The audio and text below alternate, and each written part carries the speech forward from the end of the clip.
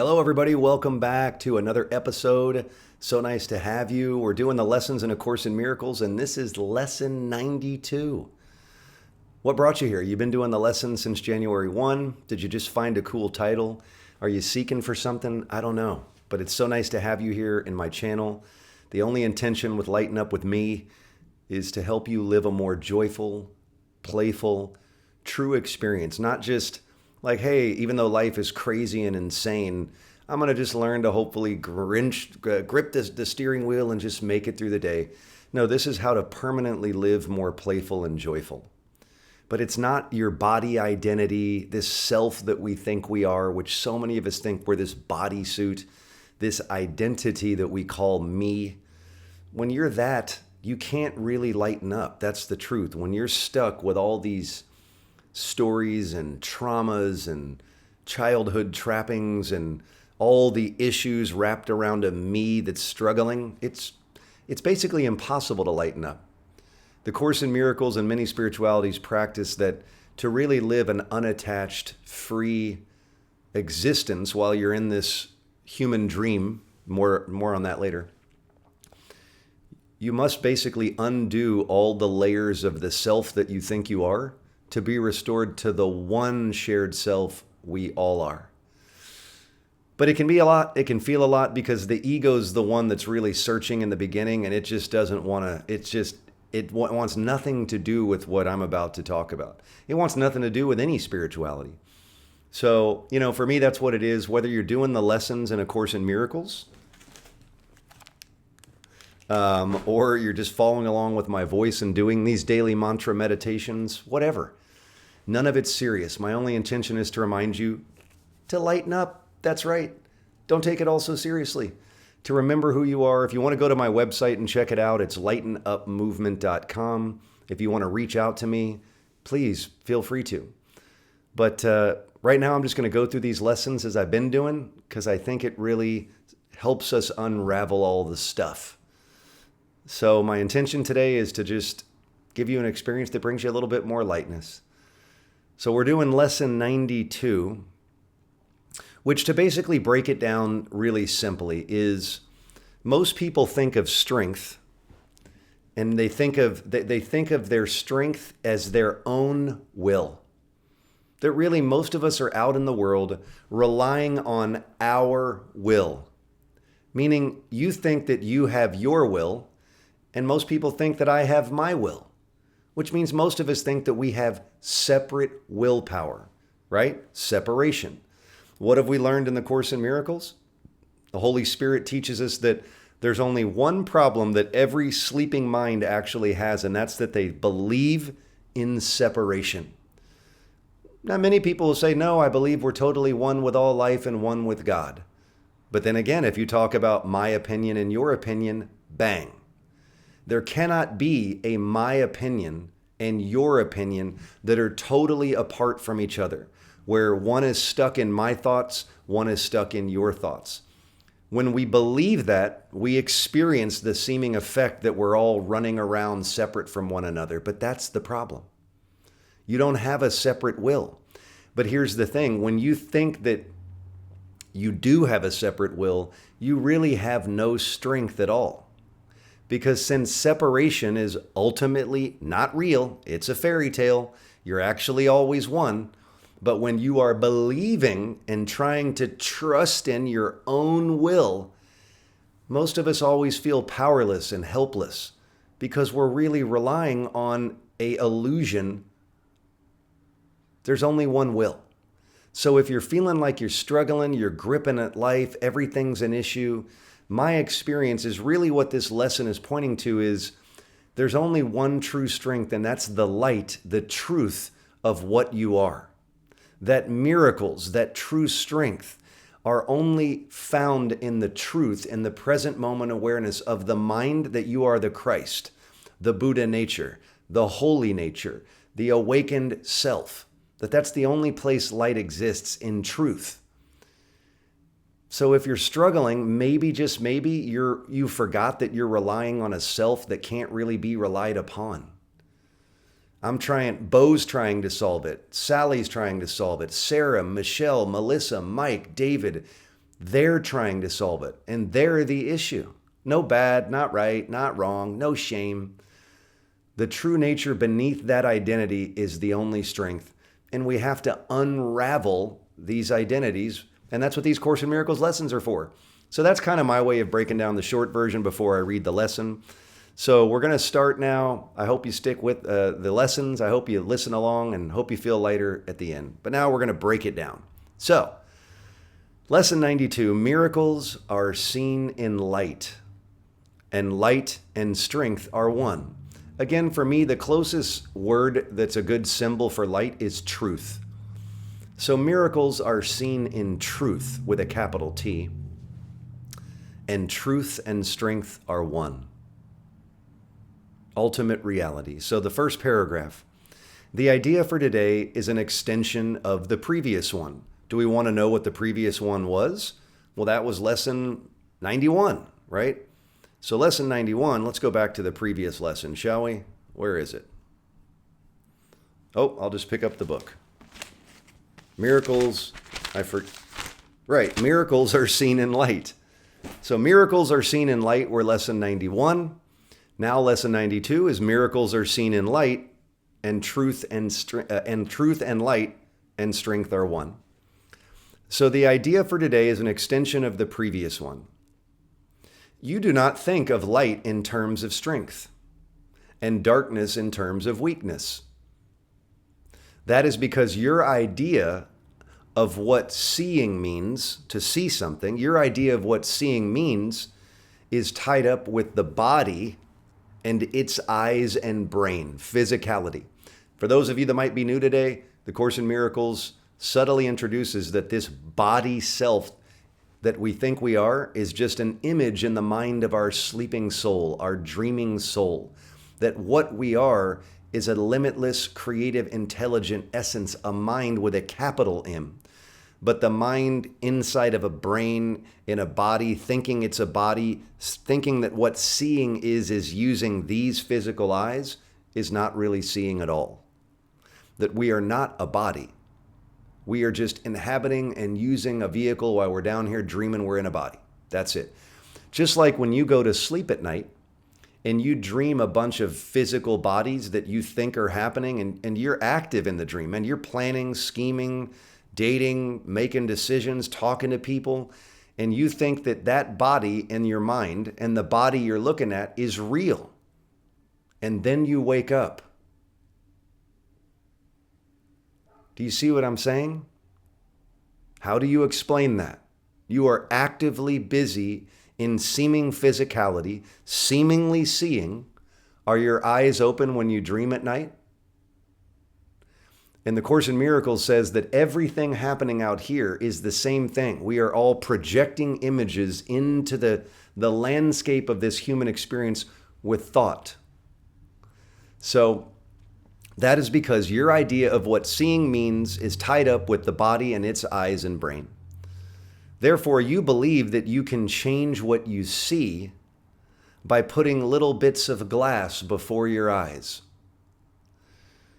This is among the many magical beliefs that come from the conviction that you are a body and the body's eyes can see. Now, I'm going to slow down again and say, think about it again. When you dream at night, you absolutely see, and yet your physical eyes are closed. You see what feel like real life images, a whole world before your eyes, but your eyes are closed. So what it's saying is we actually believe that we need to put eyeglasses and put them over our eyes to see, to make us see, to help us see better, because we believe that seeing has to do with our physical eyes, that if we didn't have them, we couldn't see anything. But again, you see perfectly well at night when you dream and your eyes are closed. Interesting. Second paragraph. You also believe the body's brain can think. If you only understood the nature of thought, you could only laugh at this insane idea. Now, don't get worried if you're like, what are they talking about? I don't understand. Everything will be revealed. But remember, doing these lessons are about just letting these seep in. Your ego's going to squirm, and just listen for the similarities. Like, all right, truth, what are you trying to tell me here? If you only understood the nature of thought, you could only laugh at this insane idea. It is as if you thought you held the match that lights the sun and gives it all of its warmth, or that you held the world in your hand, securely bound until you let it go. Yet this is no more foolish than to believe the body's eyes can see, or that the brain can think. Paragraph 3. God being the word for universal love, the ultimate creative essence of all existence, the force that creates all things, that is intelligent and forever, and that we are one with. It is God's strength in you that is the light in which you see. As it is its capital M mind, its mind with which you think. Its strength denies your weakness. It is your weakness that sees through the body's eyes. It is your weakness that sees through the body's eyes, peering about in darkness to behold the likeness of itself. The small, the weak, the sickly and the dying, those in need, the helpless and afraid, the sad, the poor, the starving and the joyless, the unhappy. These are seen through eyes that cannot see and cannot bless. Again, what it's saying here is when we are stuck in a bodily identity thinking that what seeing has to do is with bodily eyes, when we are misidentified, we are living in a state of seeming weakness because we're not using our true unified mind and will. That has nothing to do with the body. So we are stuck in the helpless, sad state, trying to help the helpless outside of us, but we can't help. We have no strength. Paragraph 4. Strength overlooks these things by seeing past appearances. So true strength overlooks all of these characteristics by seeing past appearances, physicality. It keeps its steady gaze upon the light that lies beyond them, the truth that lies beyond physical appearances. It unites with light, of which it is a part. It sees itself. It brings the light in which your self, your capital S self, appears. In darkness, you perceive a self that is not there. Strength is the truth about you. Weakness is an idol falsely worshipped and adored, that strength may be dispelled and darkness rule where God appointed that there should be light. So it's telling you that the weakness is this physical skin suit. It doesn't mean it's bad or wrong. That's always of the ego. What it means is it's simply untrue. Like the images you see when you sleep at night, these are false images appearing real. Fear, false evidence appearing real. You believe that you're these images, and then you go about, and to believe that these identities are what you are is a weakness. It's a false worshipped image. They are idols that we make up in worship. Not bad, not wrong. They're just not what we are. And we can't live light and we can't be free while we run around activated with these. Do we still live our life? Yes. Do you still do life? But the Course in Miracles is slowly asking that who's doing the life? The you that you think you are, which is nonsense. We unwrap that so a free, true Christ nature can inhabit these vehicles and extend love and forgiveness and ultimately wake all of these sleeping minds we all think we are up and live and express as a light. As a light. Paragraph 5, strength comes from truth and shines with light its source has given it. Weakness reflects the darkness of its maker, the ego mind, the fear mind. It is sick and it looks on sickness, which is like itself. Truth is Savior and can only will for happiness and peace for everyone. Think about that. Truth is a Savior because truth can only will for happiness and peace for everyone. All the time, everyone. Because we're all one. It gives its strength to everyone who asks in limitless supply, in unending supply. It sees that a lack in anyone would be a lack in all. It sees truth, and the Christ mind sees that a lack in anyone would be a lack in everyone. And so it gives its light that all may see and benefit as one. Its strength is shared, that it may bring to everyone the miracle in which they will unite in purpose and forgiveness and in love. See, if you think you have a separate will and they have a separate will, and if any part of you, be radically honest. Journal if you want to, be honest. Do you have a little part of what you desire and hope for that's just for you? When you plan, or when the ego mind is planning with you, are you planning for everyone simultaneously all at once? Come on, get honest. Most people are like, no. A purpose that unites us all in one. A true identified self. What this lesson is saying is the strength is for you. You and you and you and you and you and everyone watching, for you to decide that the only miracle is for you to remember that you are the Christ. We're really all the Christ, but you must remember the truth of what you are and only want that to be true and extend that light to everyone and share that to everyone, and only that, and that we forgive the misidentifications of our mind with everyone. So let's keep going. Paragraph 6, weakness which looks in darkness cannot see a purpose in forgiveness and in love. So when you're misidentified, it says it just looks around in the dark. What does that mean? Because when you're looking with the body's eyes, you're really looking in darkness because you're not really seeing. It says when you're stuck in that, you can't really see a purpose in forgiveness and love, right? You guys are like, wait a minute, I need to make millions of dollars. I need to start a company. I know what that's like. I'm trying to start something. But the real purpose of anything we do here is to be in forgiveness and love. That is the purpose, to be that light. That's the only purpose. You create anything in this world, it's to be in forgiveness and in light. That's it.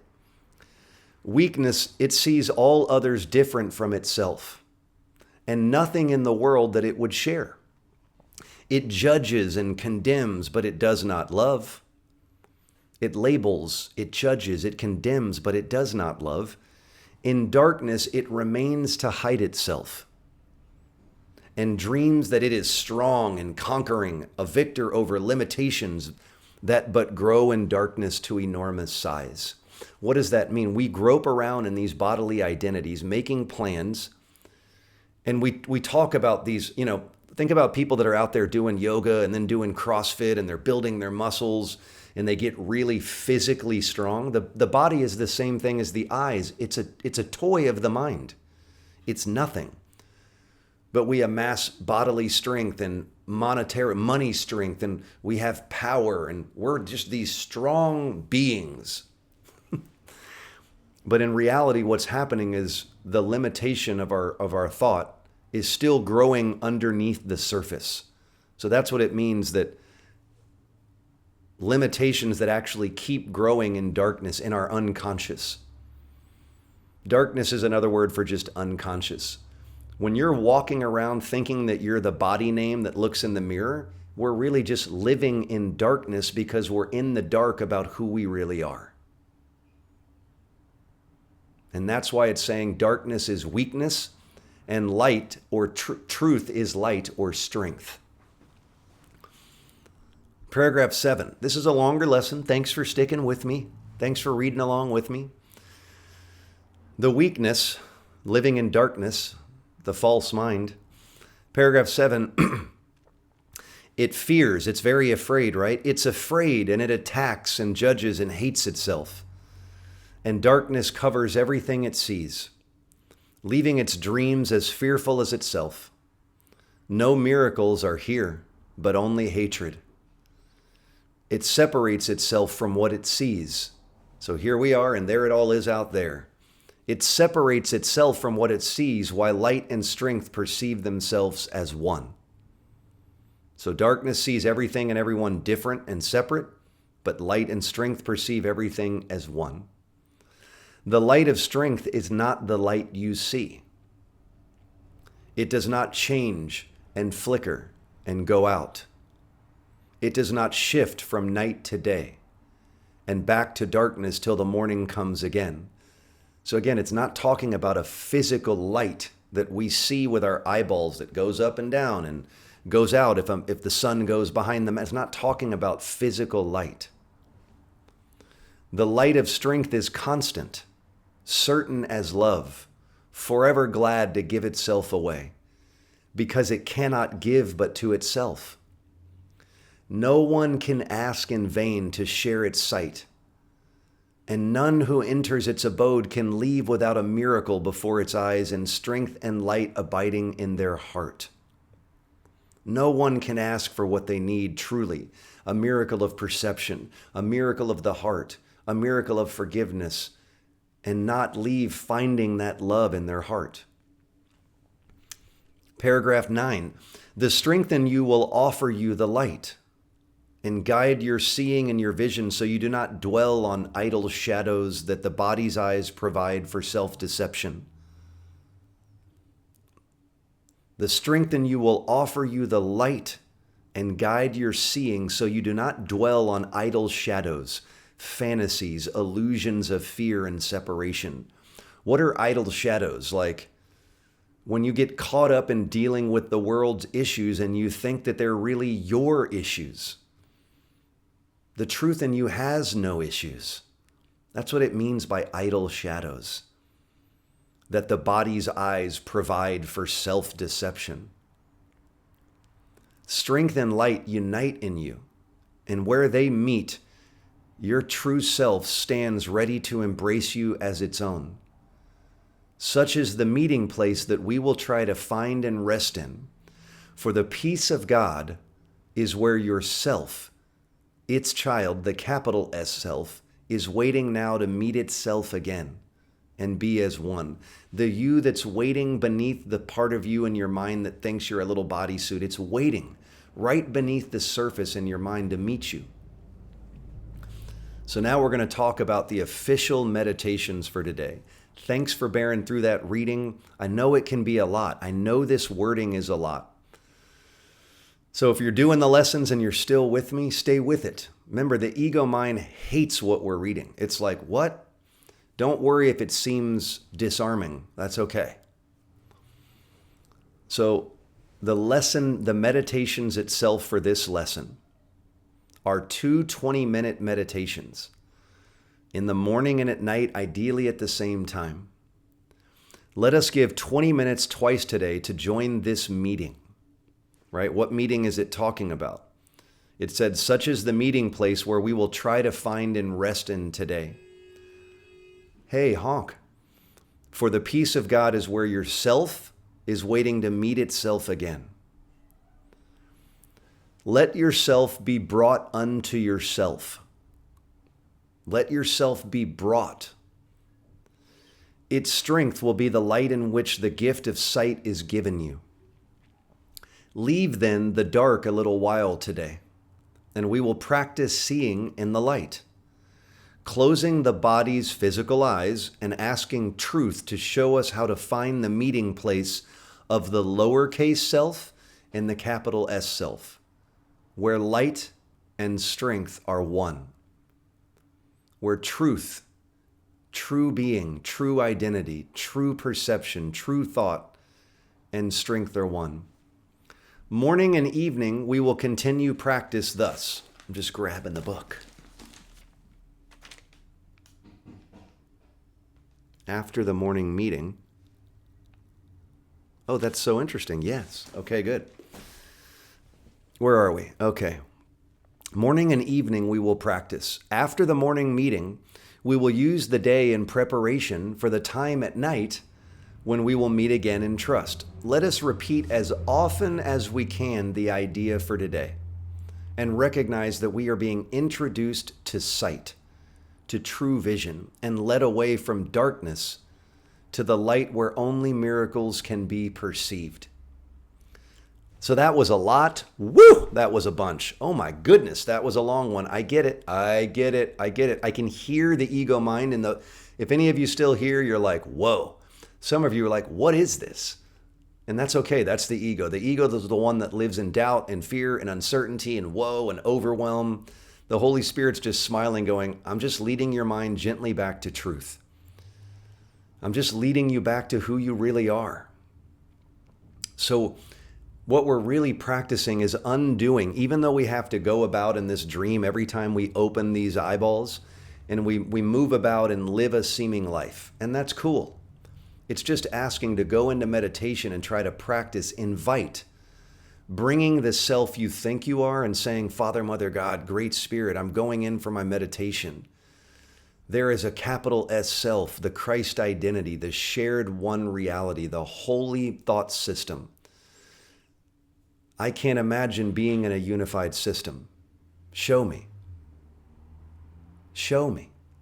And that's what the meditation's for. And then go about your day. And when you are all day long, just saying, miracles are seeing in light, and truth and strength are one. Light and strength are one. The truth in me and strength is one. And just lighten up. Don't take it all so seriously. I know it feels serious, but you're just really unraveling what's not real in you and remembering the truth. And when you walk throughout the day, you're just like, yeah, I don't know even what the truth is. I don't even know what these eyeballs are showing me, but I want my light and my truth and the real identity I am to be one. Show me that oneness. Go climb some trees, go swing on some swings, have a little fun, take a breath now, enjoy this experience, and just remember that spirit is unraveling the mind inside. Just go about living your life. I'll see you on the next lesson. Stay blessed, stay light. See you soon.